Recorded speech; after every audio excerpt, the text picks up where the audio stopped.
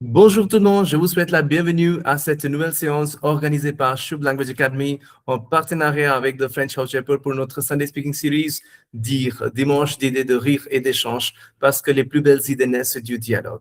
Et comme vous voyez, le thème d'aujourd'hui s'intitule Les examens, comment les apprivoiser pour mieux réussir. Alors comme d'habitude, je vais contextualiser un petit peu le thème d'aujourd'hui. Les examens constituent depuis longtemps un pilier essentiel du système éducatif. Là, je vais laisser les autres entrer. Ils ont pour objectif d'évaluer les connaissances, de mesurer les progrès et de vérifier les compétences acquises par les apprenants. Autrefois, les examens étaient perçus comme de simples étapes permettant de valider un apprentissage et d'encourager la discipline intellectuelle. Cependant, au fil des années, le rôle a considérablement évolué. Aujourd'hui, les examens ne se limitent plus à une évaluation académique. Ils sont devenus de véritables instruments de sélection qui influencent fortement le parcours scolaire, les choix d'orientation et même les opportunités professionnelles. Dans de nombreuses sociétés, une seule performance peut déterminer l'accès à des établissements prestigieux ou à des carrières prometteuses. Ainsi, les examens occupent une place centrale, parfois disproportionnée, dans la vie des individus. Cette pression accrue pèse particulièrement sur les jeunes. Les élèves se retrouvent confrontés à des attentes élevées, à une compétition constante et à la peur de l'échec. Au lieu de favoriser la curiosité et le plaisir d'apprendre, ce système peut engendrer du stress, de l'anxiété et une perte de confiance en soi. À la fin des examens, certains jeunes se sentent démunis, voire impuissants, comme si leur avenir dépendait uniquement de leurs résultats. Ne serait-il pas possible de repenser la place des examens dans nos vies et de développer un nouveau rapport à l'évaluation? Plutôt que de vouloir uniquement transformer les formats d'examen, et si nous changions notre manière de les percevoir? Adopter une relation plus sereine et constructive avec les examens pourrait devenir un véritable apprentissage de vie. Cela nous permettrait non seulement de mieux faire face aux épreuves scolaires, mais aussi d'aborder avec plus de confiance et de recul les examens que la vie nous impose. Voilà. Alors, je vous passe la parole. Si vous avez des expériences, et qu'est-ce que vous comprenez par les examens? Et est-ce que ça fait deux avec vous ou vous êtes en bonne relation avec les examens? Alors, j'aimerais bien vous écouter. Je vois Kashmira ji. Allez-y. Bonjour, je vous passe la parole. Bonjour tout le monde. C'est un sujet qui me fascine, qui me passionne beaucoup parce que moi, j'ai maintenant combien d'expérience en enseignement? Peut-être 20 ans parce que j'ai commencé à enseigner en 2005, donc presque 21 ans. Et moi, j'observe, je remarque toujours que les élèves ont toujours très peur des examens. De plus, ce que je remarque, c'est aussi qu'ils voulaient, par exemple, la langue française. Hein. Ils ne veulent pas apprendre la langue comme une langue, comme une passion. C'est juste pour les notes, toujours. Donc, ça, c'est les notes deviennent plus importantes que la passion ou que la langue soi-même. Donc, comme vous avez déjà dit, il y a toujours la compétition entre les élèves et même les parents, ils poussent les enfants de faire leur mieux à l'examen. Même, on peut dire, au coût de leur santé ou même au coût de leur loisir, mais ils n'ont pas le choix, ils doivent étudier pendant notre temps. Nous aussi, nous avons étudié et nous avons passé des examens, mais il n'y avait pas de pression comme aujourd'hui. il y a beaucoup plus de pression, beaucoup plus de stress qu'avant. Et tout le monde voudrait gagner les meilleures notes. Quelquefois même, le mot examen crée une peur. Et c'est pourquoi moi, je pense qu'on doit relativiser le terme des examens. On doit, avoir quelques tests, quelques épreuves, hein, sans informer les enfants. Ça sera une pratique, une meilleure pratique, parce que comme ça, les élèves, ils ne, ils ne, ils ne, ils ne prépareront, oui, ils ne prépareront pas en avance et ce qu'il a déjà appris dans la classe ou dans leur environnement, ils voudraient répondre à leur manière. Donc, les examens, moi, je pense, je dis juste comme professeur, mais moi aussi, quand j'ai passé mes examens de C1, j'avais trop peur, pas trop peur. Parce que ce que j'ai fait après 15 ans d'écart. Donc, j'ai bouleversé toute la maison, toute la famille. Oui, c'est une phase un peu difficile, un peu éprouvante aussi. Oui, c'est tout. Je voudrais que les autres parlent aussi à propos de ce sujet. Mais c'est un sujet très, très intéressant.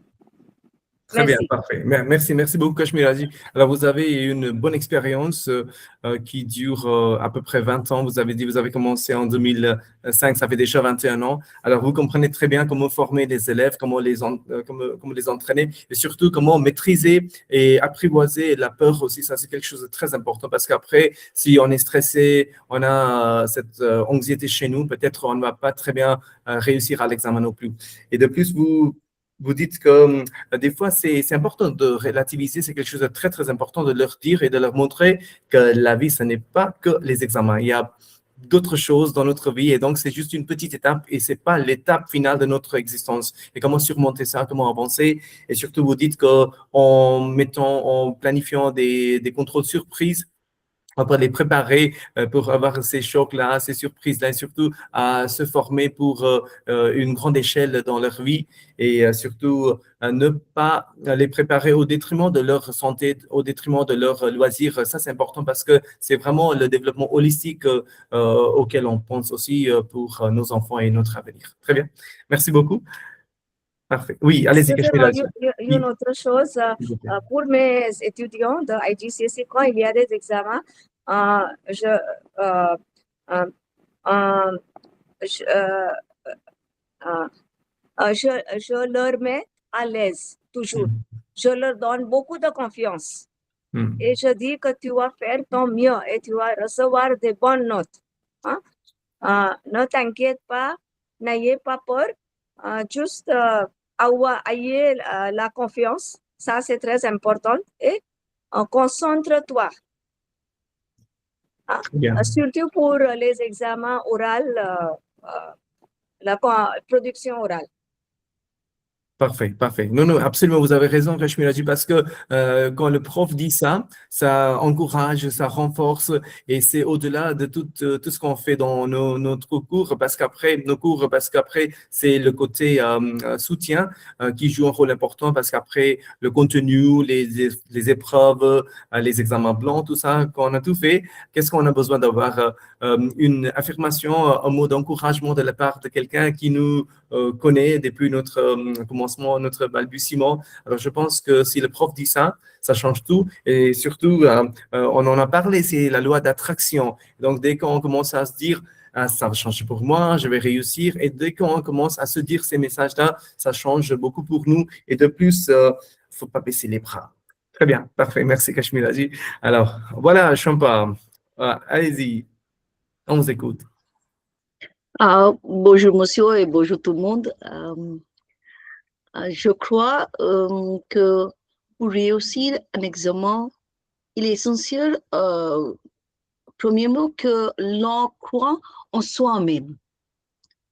Je pense que sans confiance, il est difficile d'avancer. Cependant, il existe plusieurs étapes qu'il faudrait suivre afin d'atteindre cet objectif. D'abord, il est indispensable que chaque étudiant ou étudiante ait confiance en ses capacités. En effet, il est important qu'il soit motivé et déterminé. Et il faut que l'on connaisse son niveau, afin que l'on puisse travailler en conséquence. Il est donc nécessaire que l'étudiant identifie ses points forts et ses faiblesses.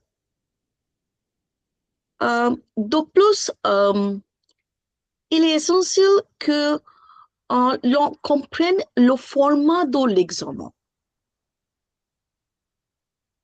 Par conséquent, il faut analyser la répartition des notes ainsi que les types de questions posées lors des années précédentes. Je crois que cela permettrait d'avoir une meilleure idée des attentes. En plus, il serait préférable que l'on organise son temps efficacement. Pour illustrer, on pourrait établir un emploi du temps quotidien, même sur une base horaire. Par ailleurs, il est important qu'on ait une routine régulière. C'est très important afin que le travail soit constant et efficace. Avant tout, il faut que l'on comprenne bien le programme, le syllabus. Une fois que cela est fait, il est essentiel que l'on passe à la pratique. Et finalement, enfin, je crois qu'il est crucial que l'on s'entraîne régulièrement. Et si l'on avait pratiqué suffisamment à l'avance, on aurait pu éviter le stress avant l'examen. C'est tout, monsieur, je crois. Très bien, parfait. Merci beaucoup, Champa. Alors, vous avez bien souligné les points importants. Alors, vous avez mentionné ce qui est très, très intéressant, c'est que vous étiez en train de comparer l'apprentissage avec la connaissance. C'est-à-dire, tout au long de l'année, qu'est-ce qu'on est en train de faire? On est en train d'apprendre. C'est notre apprentissage qui va vraiment jouer un rôle important dans notre vie au-delà des examens. Mais comme on a dit que pendant les examens, qu'est-ce qui se passe? On est évalué, on est jugé et qu'on est testé sur notre connaissance. Et donc, c'est vraiment la manifestation, c'est la démonstration de notre connaissance. Comment est-ce qu'on peut le mettre en pratique, en œuvre devant quelqu'un d'autre? Et un jour X, est-ce que ça va justifier? Bon, ça, c'est une grande question après. Mais quand même, comme vous dites, vous avez très bien dit, Champa, qu'il faut comprendre et connaître le format d'examen parce que toute cette connaissance, tout cet apprentissage qu'on est en train de développer, alimenter, agrémenter à travers cette année-là ou bien cette période-là. Mais bien sûr, un jour final, on va être obligé de le prouver. Et comment le faire? À travers un examen avec un format et un entraînement. Donc, je pense que ces deux aspects-là se justifier lors d'un examen à travers sa connaissance et avoir un bon apprentissage. Ça, ce sont les deux aspects différents, mais quand même, il faut les justifier tous les deux lors d'un examen. Merci beaucoup, Champa. Voilà, je vois Sonam. Allez-y, Sonam, à vous la parole. Bonjour à tous. C'est le mois, en fait. Nous sommes en train de faire des points par rapport à comment étudier ou comment se préparer par rapport aux examens, mais ça n'est pas la seule chose ici, en fait. C'est quelque chose de très général, mais selon moi, je pense que les élèves sont peur des examens parce que déjà, peut-être, ils apprennent machinalement, ils n'apprennent pas en compréhension avec compréhension du sujet, et ça vient aussi sur le professeur qui enseigne ce sujet parce que ces jours-là, dans une période moderne, il n'y a pas beaucoup de professeurs qui enseignent le sujet dans la manière compréhensible. Ils juste enseignent machinalement et les élèves, ils n'arrivent pas à comprendre. Déjà, s'ils arrivent à comprendre le sujet parce qu'il est facile à rédiger le sujet dans les mots, mots différents, quoi. Il peut bien expliquer dans ses propres mots.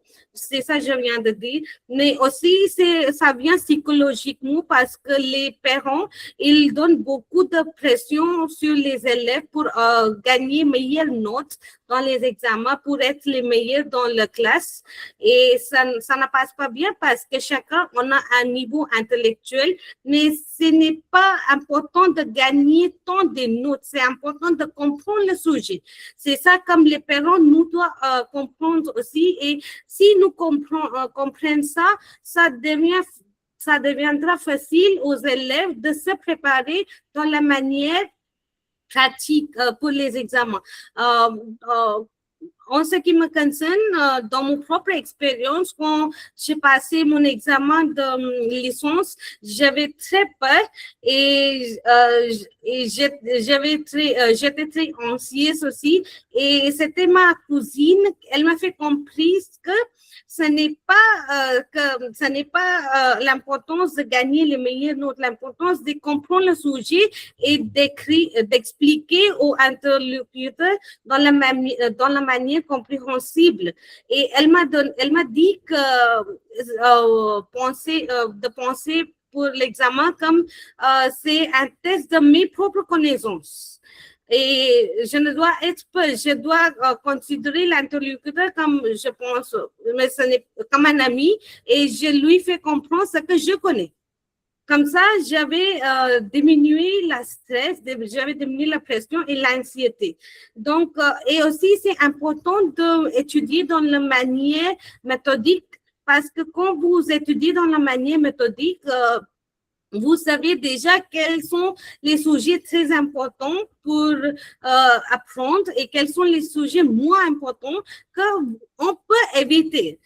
Donc, on va donner beaucoup, comme ça, on peut donner, comment on dit, on peut donner beaucoup de temps des sujets importants et on peut pratiquer dans la même manière. Donc, je pense que ce n'est pas uniquement de préparation de l'examen, c'est aussi psychologiquement, on doit avoir le support system qui nous fait comprendre que c'est juste des épreuves de connaissances, pas plus que ça. Et déjà, on voit que il y a beaucoup d'étudiants qui perdent sa vie parce qu'ils n'ont pas gagné des meilleures notes dans l'examen, parce qu'ils ont raté les examens, tout ça. Si on faisait, les étudiants comprennent ça, alors on pourrait sauver des vies des gens. C'est tout de mon côté. Merci. Tout à fait, très bien, Sonam. Vous étiez en train de parler de quelque chose de super important parce qu'on perd certaines vies importantes autour de nous parce qu'il y a des gens qui ont mal compris peut-être que l'examen, c'est que ça dans leur vie et que rien ne marche dans leur vie à part ça. Et c'est nécessaire d'avoir ce système d'entraide, de soutien autour de nous qui puisse nous aider à vraiment partager, propager ce message que la vie, c'est au-delà, c'est pas juste les examens. Et puis, vous avez très bien parlé de votre cousine qui vous a donné cette confiance, cette énergie et qui vous a mise à l'aise en vous disant que ça va aller, c'est juste, comment dire, une performance, mais de dire ce qu'on on a appris et il ne faut pas avoir peur non plus. Et ce que vous dites, c'est qu'il faut donner le goût aux apprenants d'apprendre, de comprendre et de vraiment faire les petites recherches eux-mêmes pour qu'ils puissent comprendre. Vous dites que le français, par exemple, ça me vient à l'esprit qu'à travers le français, par exemple, même si je suis super bon en français à l'examen, mais si, est-ce que j'arrive à bien parler quand il y a des Français autour de moi et que dans ma famille, les gens connaissent bien, alors cet élève, il apprend le français, donc on va lui demander de parler au français. Alors, est-ce que j'arrive à le faire? C'est-à-dire, c'est vraiment mettre en pratique. Ce qui est vraiment important, et c'est à travers les profs, les parents et la société, ces gens-là, ces autorités, ces organismes-là qui peuvent vraiment transmettre ce goût-là. Et puis aussi, c'est important de renforcer cet apprentissage. Parfait, merci beaucoup, Sonam. Très bien. Merci. Alors, parfait, je passe la parole à SDS. Je crois que c'est Sunita, si je me rappelle bien votre nom. Allez-y. Bonjour Mathieu, bonjour tout le monde. Bonjour, bonjour tout le monde. Le sujet, c'est examen, c'est très pertinent et important dans nos jours, spécialement parce que dans nos jours, où nous avons beaucoup d'options pour apprendre la métier. Et l'examen, chaque personne demande par ces mots examen.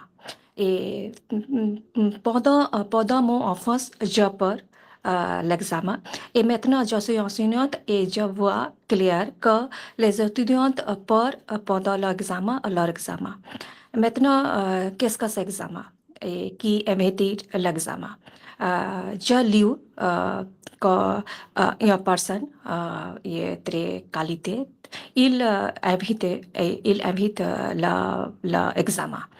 Et qu'est-ce que c'est l'examen? L'examen, c'est selon moi, l'examen est course, exercice et c'est bateau entre la compétition, entre la capacité et qualité de notre cerveau. Mais beaucoup de temps, ces capacités, c'est réussir. Et il y a beaucoup de raisons, les capacités. Comment les capacités réussir? On voit que beaucoup d'étudiants, ils n'apprennent pas, ils ne pensent sur le sujet. Ils pratiquent et gagnent bonne note. Donc, à cette manière, on dit que la capacité de cerveau réussit. Mais la qualité de cerveau, c'est important. Et qualité de cerveau, c'est fait la création. Et création, le cerveau est très important que la capacité. Et maintenant, la société, la parole, l'enseignante, beaucoup, tous les entreprises de société. C'est précieux, les étudiants gagner la bonne note seulement. Les enseignants, malheureusement, je suis enseignante, mais je me sens que les enseignantes aussi croient que les étudiantes qui gagnent les bonnes notes, c'est très bon étudiante. Non, ce n'est pas vrai. Ok, d'accord? Parce que personnellement, j'ai mon expérience que en français, quand je corrigeais les papiers d'examen, quelques étudiants, ils gagnent très bonnes notes, sans doute. Mais quelques étudiants, ils ne gagnent pas bonnes notes, mais ils sont à capacité à penser en français. C'est très important. Mais on ignore. mais on ignore ce type d'étudiants parce qu'ils ne gagnent, ils ne gagnent les bonnes notes. Et deuxièmement, un jour, dans nos jours, l'entreprise, c'est un très bien chose. Pendant l'entretien, les entreprises, ils ne voient pas votre note comme les dernières années. L'entreprise, il demande la question que comment vous faire la tâche de l'entreprise et comment vous réussir ce type de tâche d'entreprise. L'entreprise, il seulement voit le diplôme, oh, oui, c'est vrai, mais il n'intéresse pas pour votre bonne note. Oui, c'est une très bonne chose de nos jours. Et l'examen, on assiste, on inspire notre étudiant. Et, mais oui, c'est bien que bonne note est très, c'est très bonne chose. Mais tout le temps, on a pression les étudiants, oui, vous gagnez bonne note, vous gagnez bonne note. Non, ce n'est pas. Ce n'est pas. Par exemple, je sais, quelques personnes, ils complètent, ils finissent C1, C2 avec très bonnes notes dans la langue française. Mais malheureusement, ils ne connaissent pas qui est Maupassant, qui est Victor Hugo. Mais ils gagnent très bonnes notes, C2, C1. Et il ne savait pas, il ne regarde pas le film de français qui est très bien, ok, très qualité haut. Donc, mais il apprend la langue française. Oh, c'est un exemple, d'accord? Donc, quand on apprendra en matière, à sujet, on apprendre, non seulement on apprendre pour gagner les bonnes notes. Oui, c'est important, mais on apprendre la matière par notre cours. C'est très important. Parce que bonne note, ce n'est pas fait la création. Création est très important. Dans notre vie, dans notre métier, oui. Et c'est tout. Merci pour votre attention, ma écoute. Merci. Parfait, merci beaucoup, merci. Vous avez raison parce que vous étiez en train de nous montrer la différence entre, d'un côté on a vu c'était, comme on dit en français, bachotage, potasser, mémorisation. De l'autre côté on a vu la créativité et pourquoi c'est important de vraiment rendre quelque chose d'unique chez nous, de nous. Et puis aussi, ça va au-delà parce que vous avez parlé lors des recrutements, lors des entretiens d'embauche. Alors si on nous pose des questions, bien sûr, ce sont les questions pratiques. Comment est-ce que vous allez vous en sortir si vous avez telle ou telle situation dans votre vie professionnelle? Alors, comment est-ce qu'on peut y répondre? C'est à travers notre expérience, notre apprentissage. Et vous avez même parlé de ce que c'est le côté linguistique et puis le côté socio-linguistique, c'est-à-dire il faut avoir une approche holistique pour avancer parce que c'est après tout quelque chose de très important pour trouver l'épanouissement personnel et professionnel. Merci beaucoup. Voilà, les autres, je vous passe la parole. Mansi, allez-y, on vous écoute. Bonjour à tous. Je vais parler sur un sujet très intéressant, les examens, comment les apprivoiser pour mieux réussir. Autrefois, les examens étaient vus comme une épreuve très stressante. Aujourd'hui, on commence à comprendre qu'ils peuvent devenir un outil pour progresser. À mon avis, pour apprivoiser les examens, il faut changer notre manière de les voir. Tout d'abord, il faut considérer l'examen comme un entraînement et non comme un jugement. Par exemple, certains élèves font des faux examens avec avec un chronomètre. Cela les a aidés à s'habituer à la pression et montre que la pratique rend parfait. Si un élève voyait l'examen comme un jeu, il serait moins stressé. Ensuite, une méthode originale est d'entraîner son cerveau comme un sportif. Par exemple, dormir suffisamment et faire des pauses améliore la mémoire.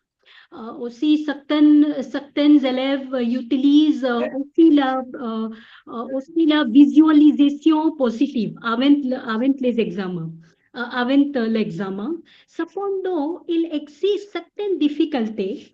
Parfois, les élèves comparent leurs résultats avec les autres. Par exemple, cela peut diminuer leur confiance. De plus, la peur de décevoir les parents pour bloquer certains élèves. Aussi, comme est concerne, il est essentiel que chaque élève trouve sa propre méthode. Enfin, apprendre de ses erreurs est très important. En conclusion, apprivoiser les examens, ce n'est pas seulement étudier, mais aussi changer son état d'esprit. Avec des méthodes intelligentes et positives, les examens peuvent devenir une expérience utile et même motivante. Merci d'écouter à vous. Parfait, merci beaucoup, Mansi. Alors, on a bien noté parce que vous étiez en train de nous parler quelles sont les astuces qu'on peut employer lors d'un examen. Alors, c'est très bien. Vous étiez en train de nous dire un point assez important, c'était la comparaison. Je pense que c'est vraiment, c'est vraiment la racine et donc de tous les maux et donc de tous les problèmes. Alors, en ce qui concerne notre évolution aussi dans la société et bien sûr dans le monde académique, parce qu'on est tout le temps en train de se comparer aux autres.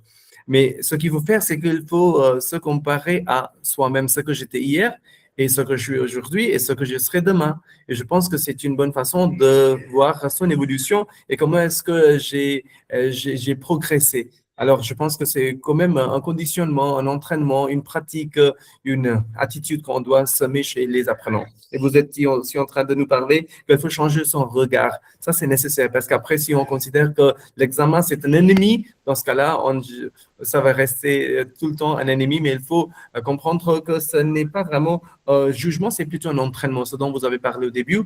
Et puis aussi, une approche intelligente, c'est-à-dire, bien sûr, un examen, c'est un seul jour et comment l'apprivoiser, comment l'entamer, comment le maîtriser. Alors, il faut suivre un format, une approche intelligente qui n'a rien à voir avec tout ce qu'on va faire à travers notre apprentissage tout au long de l'année ou bien un mois, 6 mois, peu importe la durée de notre entraînement. Voilà. Merci beaucoup, Mansi. Merci beaucoup. Parfait. Alors, je passe la parole à vous. Nitya, on vous écoute. Allez-y. Bonjour, monsieur. Bonjour à tous. Aujourd'hui, je vais parler d'un sujet qui concerne beaucoup d'étudiantes. Les examens et surtout comment les apprivoiser pour mieux réussir. Pour commencer, une bonne préparation est essentielle. Il faut réviser régulièrement, faire des fiches et organiser son temps. Par exemple, étudier un peu chaque jour est beaucoup plus efficace que réviser à la dernière minute. Ensuite, la gestion du stress joue un rôle très important. Pour cela, on peut pratiquer des techniques simples comme la respiration profonde, le sport ou même prendre des pauses régulières pendant les révisions, plus dormir suffisamment avant un examen est aussi indispensable pour rester concentré bien. Et de plus, il est utile de s'entraîner avec des exercices ou des examens des années précédentes. Cela permet de se familiariser avec le type de questions et de gagner en confiance. Enfin, il ne faut pas oublier l'importance de l'attitude, avoir une pensée positive et croire en ses capacités pour vraiment faire la différence le jour de l'examen. En conclusion, réussir un examen ne dépend pas uniquement de l'intelligence, mais surtout de la préparation, de la gestion du stress et de la confiance en soi. Apprivoiser l'examen, c'est donc apprendre à mieux se connaître et à adopter de bonnes méthodes de travail. Merci beaucoup à tous.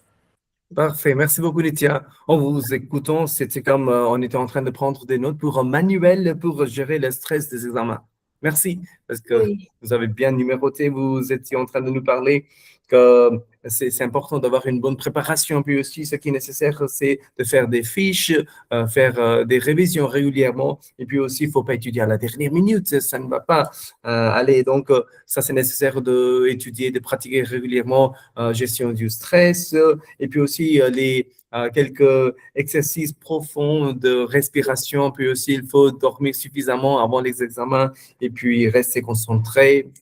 C'est important de se familiariser avec les sujets précédents. Comme ça, on sait bien comment avancer pendant l'examen aussi. Parfait. Merci beaucoup, Nithya. Merci. Très bien. Merci. Alors, je passe la parole à vous, Jackie. On vous écoute. Allez-y. Bonjour. Est-ce que vous pouvez m'écouter? Oui, tout à fait. On vous entend. Je suis d'accord et avec mes amis que l'examen, c'est surtout un sujet de stress, pas seulement pour les étudiants, mais aussi pour les adultes, comme nous, les enseignants qui passent les examens de CE ou C2. On sait bien la pression pendant les examens, la production orale. C'est vrai que les étudiants préparent chaque partie, mais selon moi, chaque étudiant est différent et unique dans son propre sens. Quelqu'un a gagné la bonne note pour les différentes parties, la production orale ou production écrite.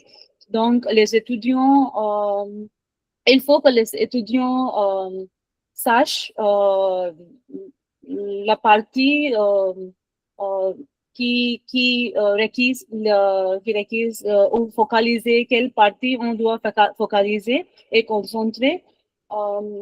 D'autres choses pour avoir un plan particulier selon l'étudiant et leur capacité.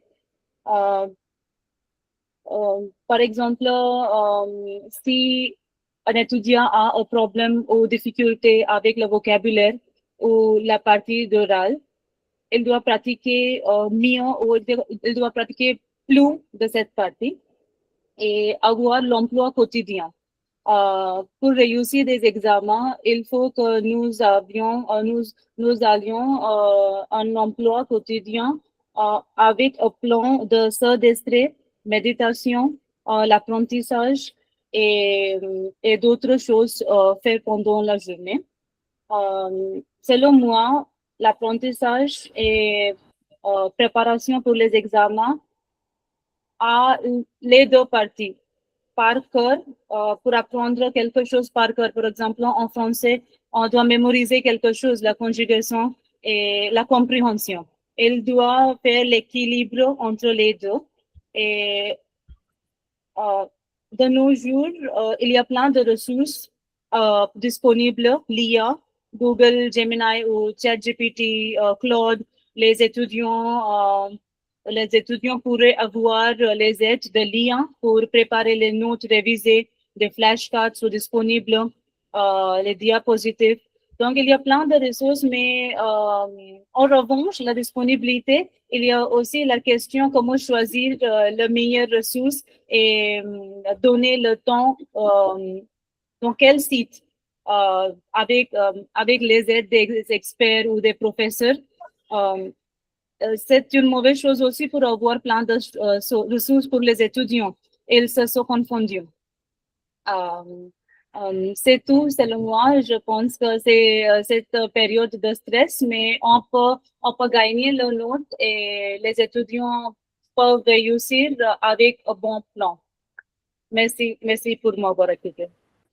Parfait. Merci beaucoup, Jagjit. En fait, c'est vrai ce que vous dites, qu'il y a une notion de contenu, de documents, et un mentor, un entraîneur, un professeur, un guide peut nous aider à vraiment naviguer facilement cette océan. Sinon, on va finir par se noyer. C'est compliqué après.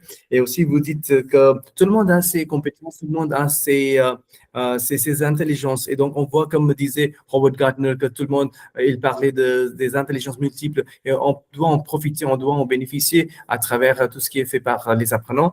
Et de plus, il faut équilibrer sa routine. Vous dites qu'il faut avoir un mélange de la méditation et de focalisation, des exercices physiques. Et aussi, il faut, même si on se connecte avec l'intelligence artificielle, après, il faut trouver un équilibre, comment comprendre ce qui est important pour nous et ce qui n'est pas si nécessaire. Et après, vous dites qu'il faut avoir un mélange de ce qui c'est le côté bachotage, parce qu'après, on a envie de vraiment mettre les phrases mémorisées, les expressions mémorisées. Et d'un côté, c'est aussi l'épreuve pour s'exprimer d'une façon créative. Alors, comment faire un équilibre? Ça, c'est nécessaire. Très bien, merci. Voilà, parfait. Je vois Smitaji. Allez-y, Smitaji, on vous Oui, écoute. bonjour.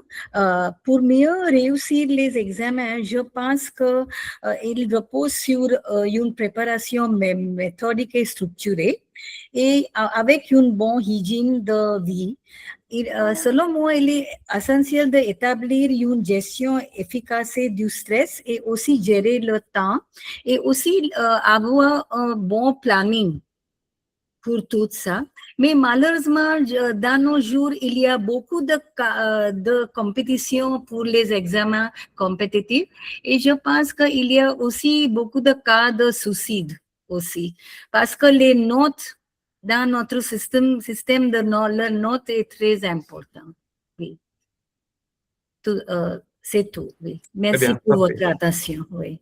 Merci beaucoup, Smitaji. En fait, c'est encore la même chose, c'est-à-dire, vous étiez en train d'évoquer un thème super important parce que le bien-être de nos enfants, de nos camarades, de nos collègues, de nos concitoyens qui existent autour de nous, et que s'ils considèrent que l'examen, c'est que ça dans leur vie, après, ça c'est compliqué parce que, comme vous avez dit, que malheureusement, il y a beaucoup de cas de suicide aussi. Et comment propager cette idée que c'est pas la fin, c'est le commencement plutôt, et puis aussi avoir une approche bien organisée, méthodique, et puis aussi avoir un planning, ça c'est nécessaire pour avancer. Et donc, les petits horizons font les grandes rivières, voilà, comme ça on peut avancer. Merci beaucoup, Smitaji. Oui, je vois, Shuneza, allez-y, on vous écoute. Bonjour tout le monde. Bonjour. Beaucoup de personnes ont déjà dit les causes de la tension et aussi comment on peut réussir, comment on peut improviser la peur de l'examen. Mais quant à moi, je voudrais parler comme un étudiant et comme un professeur. Comme professeur de la langue française, je suis très surprise parce que j'ai observé que les élèves de 8e, 9e ou 10e niveau n'ont pas trop peur. Ce sont les parents plutôt qui créent des bonnes notes, puisqu'ils ne savent pas comment les enfants étudient et comment ils préparent. Et comme prof, je dois les calmer. Ils sont confus, ils ont peur de la compétition, l'avenir, les métiers, les professions qui sont en train d'un grand changement lié aux intelligence artificielle. C'est donc, ce sont les parents qui besoin d'un rendez-vous avec moi et pas les étudiants. Et même si je suis un prof, je me considère moi-même comme un étudiant. Et quand je me vois comme un étudiant, je ne vais pas mener. J'ai peur de l'examen. Et cette peur est très naturelle. Peut-être il y a plusieurs facteurs. Je pense que avant les autres participants, je pense Madame Nitya a déjà remarqué manque de préparation, peur de l'échec, pression et attente élevée, mauvaise expérience passée, manque de confiance en soi, stress physique et mental. Et ce sont les facteurs qui nous mènent envers la peur. Mais comme un étudiant, je pense qu'après avoir écouté de plusieurs expériences d'autres participants, je suis très heureuse. Je me sens plus confiante et grâce à tous les participants aujourd'hui. Merci beaucoup, monsieur. Merci beaucoup, Shuneza. Vous étiez en train de nous parler de ce qui est très, très important en ce qui concerne la peur, parce que vous avez raison quand vous dites que les enfants sont courageux quand un enfant est né, mais il ne comprend pas c'est quoi la peur.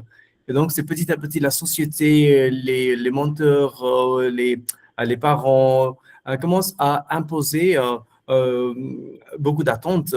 Et puis aussi, et après, on commence à comparer cet enfant aux autres. Et donc, c'est vrai que les enfants n'ont pas peur, mais c'est plutôt les parents qui ont peur et qui ont leurs attentes. Et donc, c'est plutôt, il faut calmer les parents, pas les apprenants, les enfants. Et surtout quand ils ont quoi, 10 ans, 12 ans. Alors, c'est l'âge parfait pour dire qu'il faut avancer, il faut continuer, il ne faut pas avoir peur non plus. Et que pour eux, ce qui est important, c'est de vraiment tout mettre ce qu'ils connaissent. C'est pas l'idée d'être jugé, parce qu'après, ils comprennent pas c'est quoi après. Mais c'est juste leur manifestation, leur activité qu'ils sont en train de faire pendant l'examen. Et puis, vous dites que la peur, ça, c'est chez chacun, c'est quelque chose d'inévitable. Mais comment le contrôler, comment le maîtriser? Alors, ce qui est nécessaire, bien sûr, on peut avoir un peu de peur, c'est bien, des fois, c'est très bien parce que ça nous donne cette concentration, cette focalisation. Sinon, on va être un petit peu dérouté de plus. Mais si on en a trop, dans ce cas-là, c'est déstabilisant et ça peut impacter notre performance négativement. Alors ça, c'est nécessaire de vraiment trouver un bon équilibre entre ces deux côtés et puis avancer. Et surtout avec les parents. Alors c'est aussi un message pour les parents à travers cette séance qu'on est en train de vraiment propager cette idée qu'il ne faut pas avoir peur et il ne faut pas transmettre cette peur chez vos enfants non plus. Voilà, merci beaucoup, Shuneza. Alors, je vois les autres. Oui, Shubhashish, allez-y, on vous écoute. Bonjour, monsieur. Comment allez-vous? Bonjour. Je suis là-bas après longtemps. Oui, tout à fait. On vous voit après très longtemps. Allez-y. La performance aux examens dépend de plusieurs facteurs importants. Une bonne préparation est essentielle pour réussir. Et puis, les élèves doivent comprendre les leçons, pratiquer ou étudier régulièrement et réviser de manière efficace. La gestion du temps pendant l'examen joue aussi un rôle clé. C'est très, très important. Il est important de lire attentivement les questions et de répondre clairement. Une bonne concentration aide à éviter les erreurs. De plus, la confiance en soi se permet mieux d'exprimer ses connaissances. Une attitude positive et un esprit calme aussi contribuent à améliorer les résultats.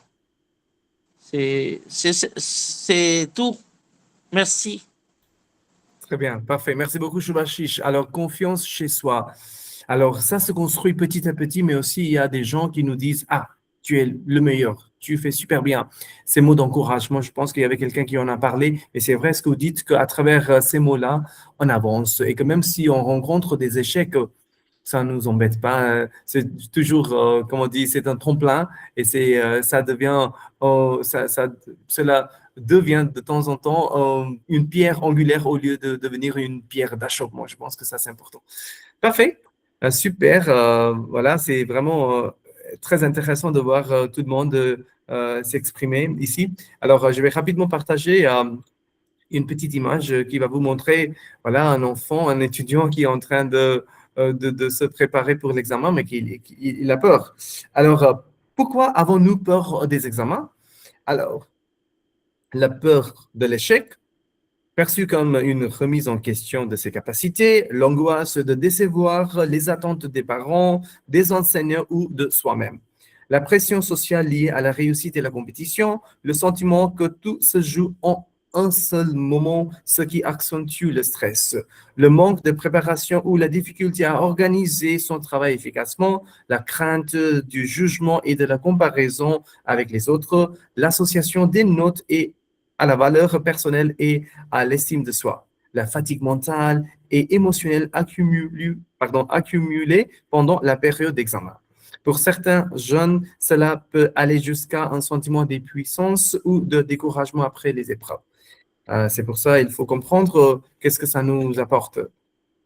Je vous ai préparé une petite vidéo que j'aimerais bien partager avec vous. Alors, je partage mon écran. Alors, n'ayez plus peur des examens. Et comment le faire à travers cette vidéo que je vais partager ici avec vous. Voilà, je partage mon écran.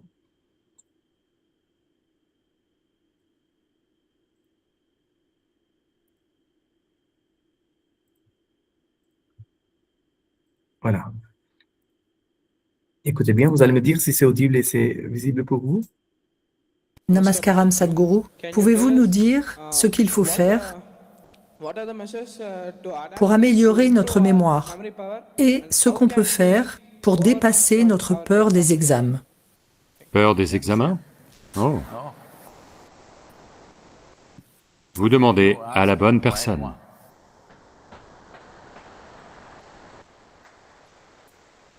Directement à la bonne. Quelqu'un qui n'a jamais eu peur des contrôles, jamais.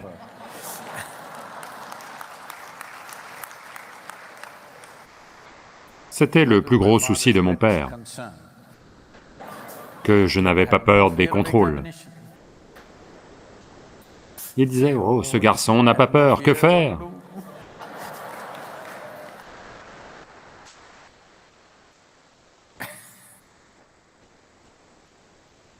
C'est là tout le truc.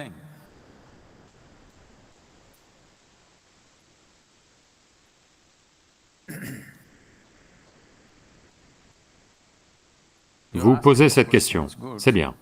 Mais vous devez d'abord comprendre, quelque part, ça s'est répandu dans ce monde, dans la société, que la peur est une espèce de vertu. La peur n'est pas une vertu. La peur vous transforme en la créature la plus ignoble. L'expérience la plus désagréable dans votre vie est probablement la peur. L'absence de cette seule chose a rendu ma vie totalement, absolument agréable, parce que la peur concerne quelque chose qui doit encore arriver. La peur concerne quelque chose qui n'existe pas en ce moment. Que va-t-il se passer? C'est ça. Ce qui va se passer, vous ne le savez pas. Quand vous ne savez pas, ce que vous allez écrire sur le fichu papier, quelque chose que vous avez appris toute l'année, vous ne savez toujours pas ce que vous allez écrire. Quand c'est comme ça, ce qui va se passer dans votre vie, à coup sûr, vous ne le savez pas, n'est-ce pas? Oui? Mais vous imaginez toutes les choses horribles qui vont se passer après les examens. Non, après les examens, il y a de merveilleuses vacances. Oui. Et puis, il y a un jour où ils vont annoncer les résultats. Mes résultats de brevet, je ne suis pas allé les voir. Mes résultats de baccalauréat, je ne suis pas allé les voir. Quelqu'un, après, ma famille bouillonne. Les résultats sont aujourd'hui, que fais-tu? Que fais-tu? Qu'est-ce que je suis censé faire? Alors, ils vont en parler à quelqu'un qu'ils connaissent, ils vont envoyer quelqu'un, ils ont dû aller voir où en sont ces résultats. Eh bien, quelque part, je les ai eus. Maintenant, le truc, c'est simplement ça. Allez-vous à l'école pour apprendre quelque chose, ou allez-vous à l'école pour prouver quelque chose? C'est quelque chose que vous devez décider, que tout le monde doit décider. Êtes-vous venu à l'ashram pour savoir quelque chose ou pour prouver quelque chose? Vous devez décider de cela. Dès que vous allez quelque part pour prouver quelque chose de vous, la maladie va s'immiscer, la maladie de l'échec et de la réussite va s'immiscer. Pour quelqu'un qui veut apprendre, l'échec n'existe pas, la réussite n'existe pas. C'est juste une question d'aspiration et d'effort. L'un y arrivera peut-être en un jour, j'y arriverai peut-être en 10 jours, un autre mettra peut-être 100 jours. C'est juste une question d'effort. Si ce qui vous intéresse c'est d'apprendre, l'effort lui-même est un apprentissage. Être capable de fournir un effort constant est en soi un immense apprentissage, n'est-ce pas? Donc, n'essayez pas de prouver quoi que ce soit. N'essayez pas d'améliorer votre mémoire. S'il vous plaît. Vous êtes allé à l'école, pas pour retenir des bêtises, mais pour apprendre quelque chose, pour élargir les horizons de votre vie. Vous deviez connaître et comprendre quelque chose de cette existence autour de vous. C'est ce qu'est la science, c'est ce que sont les mathématiques, c'est ce qu'est tout. Ce que vous étudiez n'est pas un certain sujet. Ce sont différents morceaux de la vie, peut-être présentés de façon extrêmement inintéressante, mais ça reste de la vie, oui. Que vous étudiez la physique, ou la chimie, ou la biologie, ou les sciences sociales, ou la géographie, vous apprenez quelque chose qui pourrait enrichir l'ampleur et la portée de votre vie. Donc, vous devez l'apprendre. Si vous le retenez, ça ne va pas transformer votre vie, d'aucune façon. Donc, vous êtes allé là pour apprendre. Si vous avez appris, où est le problème? Ce que vous savez, vous l'écrivez, ce que vous ne savez pas, vous voulez le copier sur ce gars à côté? Je ne vais pas parler de tout ça, parce que bien souvent, il semble que les professeurs encouragent ces choses. Obtenir quelques points de plus ou de moins en troisième ne fera pas beaucoup de différence. Combien vous apprenez fera une immense différence. Le nombre de choses que vous saisissez là maintenant, les fondamentaux, fera une grande différence. Pour le moment, concentrez-vous là-dessus. Peut-être que le fichu baccalauréat, parce que aujourd'hui, en Inde, si vous voulez aller en médecine, vous devez avoir... Les gens en dehors du pays n'arrivent pas à y croire. Vous devez obtenir 98. 97%, vous n'avez nulle part où aller. Le niveau de bon sens, de beauté, le niveau de compétences avec lesquelles vous vivez votre vie sont importants. Combien vous retenez n'est pas important. Je ne me rappelle pas de la moindre chose. C'est pour ça que je peux m'asseoir là et discuter avec vous, simplement, à propos de tout, parce qu'il n'y a pas le fardeau de se rappeler quoi que ce soit. Donc, pas de pilule anti-diarrhée. Et ne vous en faites pas pour votre mémoire. Ce que vous savez, vous le ferez. Ce que vous ne savez pas, de toute façon, vous ne pouvez pas le faire. Mais si vous savez copier, c'est vous qui voyez. Je ne le ferai pas. Et je suis sûr que nos enseignants ne le permettront pas. Parce que, à ce stade de votre vie, ne commencez pas votre vie en trichant. Au moins soyez... Je ne parle pas d'honnêteté, je parle d'apprendre à être franc avec la vie, pour que demain, vous ne deveniez pas tout tordu pour de petites choses.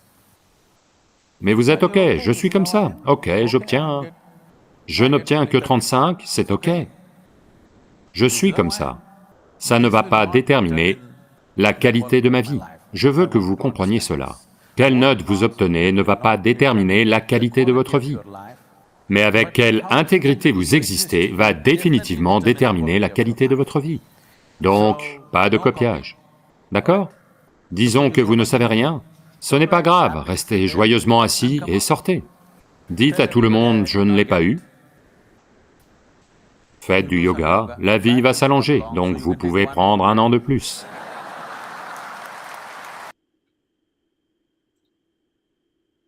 Voilà. Alors, c'est pas grave, on peut dire je ne l'ai pas eu cette fois-ci, peut-être la prochaine fois je l'aurai. Et de plus, peut-être une personne peut mettre 1 jour, l'autre peut mettre 10 jours, quelqu'un peut mettre 100 jours. Il n'y a pas de problème. Le truc, c'est que chacun a son rythme, il faut avancer selon son rythme. Et puis, c'est pas pour prouver quelque chose, c'est pour apprendre, c'est le message. Voilà, on est presque vers la fin. Je vais rapidement vous montrer un petit document que je vous ai préparé. Alors, voilà, transformer les défis en force permet de passer de la peur des examens à une approche confiante. Voilà, vous voyez bien les termes qu'on voit liés à l'examen, c'est que on trouve il y a les termes, par exemple, l'examophobie, c'est la peur intense et irrationnelle des examens, puis aussi le stress, c'est réaction physique et mentale face à une pression importante. L'anxiété, c'est le sentiment d'inquiétude face à une situation incertaine, la peur de l'échec, crainte de ne pas réussir ou de décevoir. La pression sociale, influence des attentes de la famille ou de la société. Le blocage mental, difficulté à réfléchir ou à s'exprimer sous pression. Le surmenage, fatigue excessive due à un travail intense et prolongé. Le découragement, perte de motivation après des difficultés répétées. Le manque de confiance en soi, c'est le doute constant sur ses capacités. Puis la surcharge cognitive, c'est trop d'informations à traiter, entraînant confusion et fatigue mentale.